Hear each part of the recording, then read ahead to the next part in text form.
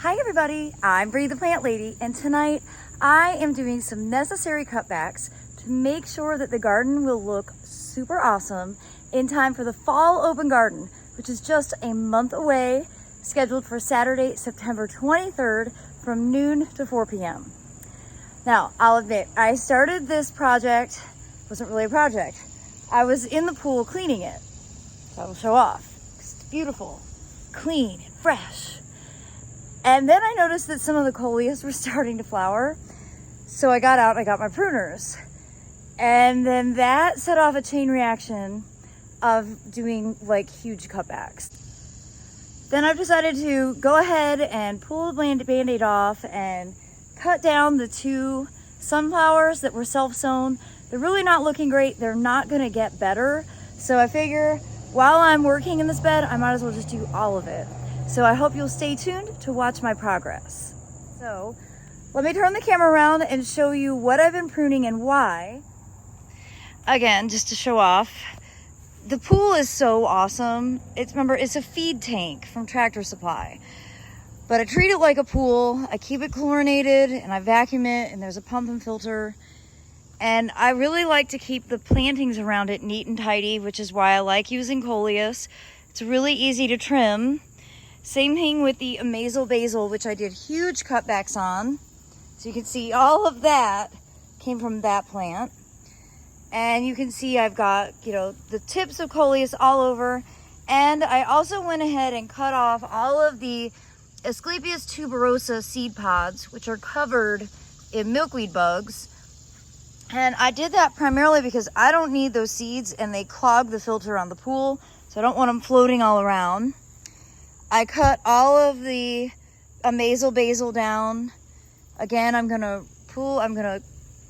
saw down this sunflower, and that's gonna really make everything look much neater as well.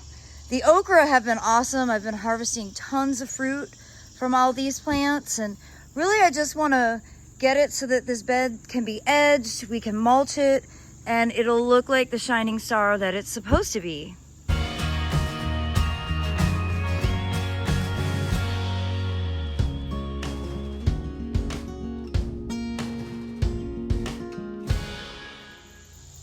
Well, it's a pretty big transformation, especially with these sunflowers out. And I am gonna save a few heads from these sunflowers because they were so well branched. And I've noticed that the birds are stealing the seeds, so that's a sign that they're ripe enough. Now, a reason that I wanted to post this video is to remind you that, we're a month away from fall open garden. We're also a month away from autumnal equinox, which is September 23rd. And that is kind of the trigger for a lot of plants that are photoperiodic to start blooming because the day length change.